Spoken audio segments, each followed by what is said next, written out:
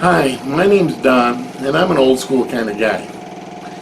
Now this video is going to be a little different than my usual tips and tricks and old school kind of ways. Sort of, kind of. Today I'm going to talk about my downsizing. Now in my introduction to this whole old school fish guy, I talked about having been out of the hobby since 1987.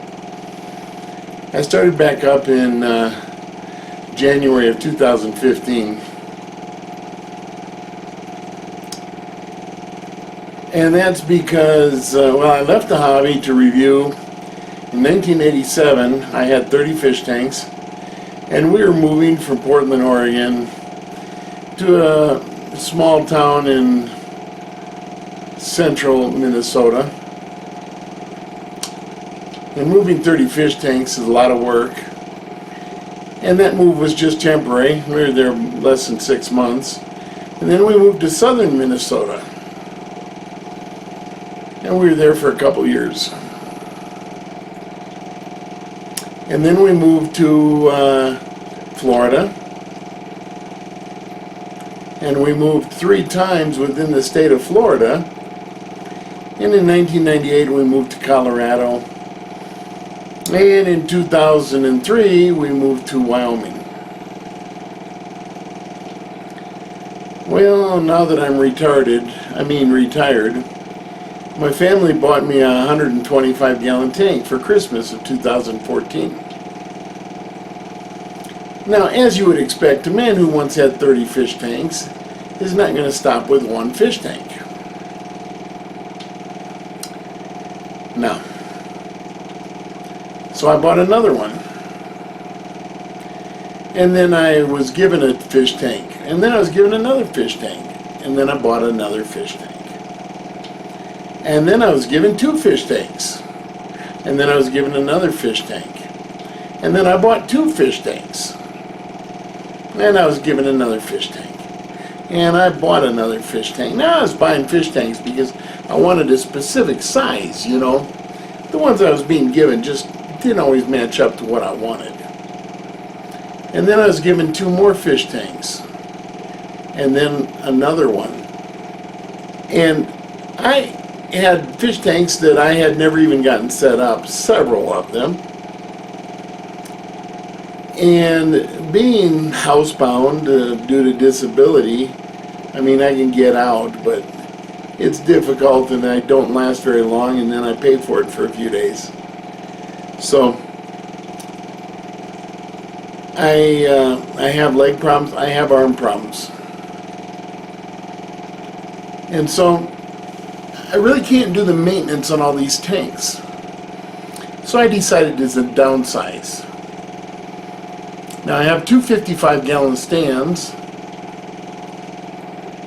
including the one right here behind me. Now that tank on top there was the one on bottom. The one on bottom is already outside.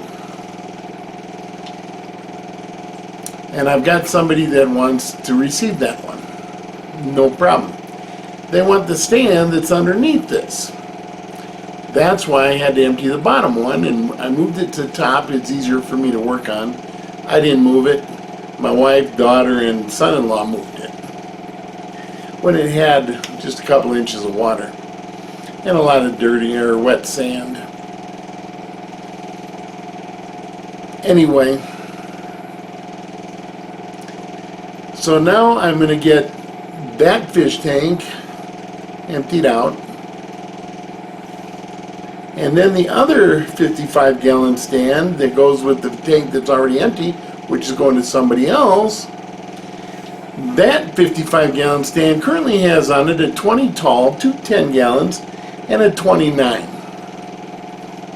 Top and bottom. So I'll do another video on that later. But today I want to show you, one of the things I do is, to me, my fish are precious. They're my pets. I love them. I take care of them. One of the things I don't like doing is chasing my fish all over the aquarium using 2 nets and blah blah blah. You know, it's easy to catch my endlers. It's like you hold a net in the tank and they'll swim right to it. But this tank here on top, all it had in it was Serpae tetras and Corydoras. And those aren't so easy to catch. I took out the wood, driftwood, I took out all the big rocks and took out all the plants, and I caught quite a few fish. But I don't like to chase them very long. I just make 1 or 2 tries and then I'll go away for a couple hours and try again. It's the way I do it.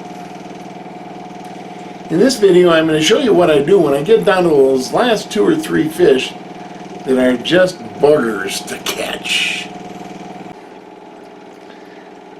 Okay, so what is the least stressful way of catching a whole lot of fish when you want to empty a tank?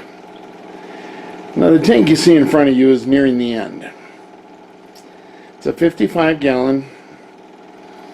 It had tetras and cories in it, and a lot of plants and rocks and pieces of wood and so forth. Now, obviously, the first thing I did was pull out the biggest rocks and the pieces of wood and the plants. Now, how do you catch all the fish? And oh yeah, I had at least 3 dozen assassin snails in there. Guess what was multiplying on me? So, first off, I have a little tool I like to use. Now, I will show you how I use it, but there it is.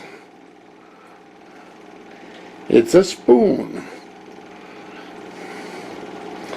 Most snails will not slide through this.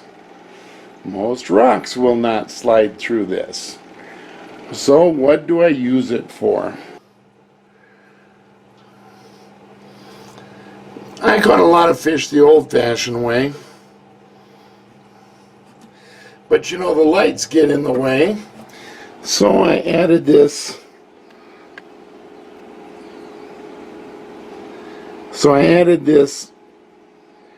Light, shop light, that actually has a grow light bulb in it.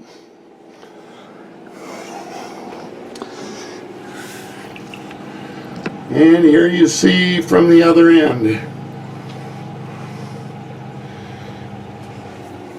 And then what I did was I got some help. I used to be able to do this by myself. But I stuck a piece of wood underneath one end, so I had a slight uphill slant.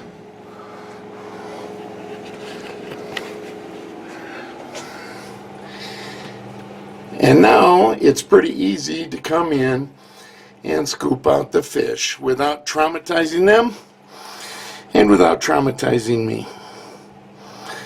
And like you see, I just built a bridge using my substrate. If you want to empty a tank, I find this to be about as untraumatizing as possible for the fish. So I like it.